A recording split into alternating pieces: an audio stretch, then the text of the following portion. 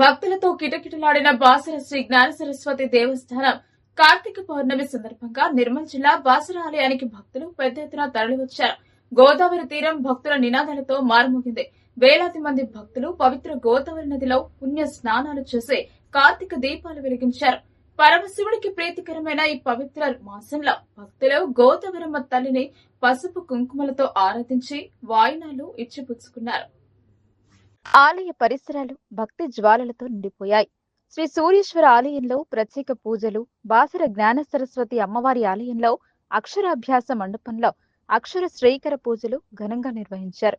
మహిళా భక్తులు దీపాలతో గోదావరి తీరాన్ని ప్రకాశవంతం చేశారు. తెలుగు రాష్ట్రాలతో పాటు మహారాష్ట్ర నుంచి కూడా వేలాది భక్తులు బాసరకు చేరుకున్నారు. భక్తులకు ఎటువంటి ఇబ్బందులు కలగకుండా ఆలయ అధికారులు ప్రత్యేక ఏర్పాట్లు చేశారు. దీపాల కాంతితో మెరిసిన బాసర ఆలయం భక్తి భవ్యత ఆధ్యాత్మికతల సమ్మేళనంగా కనిపించింది ఈ కార్తీక పౌర్ణమి రోజు.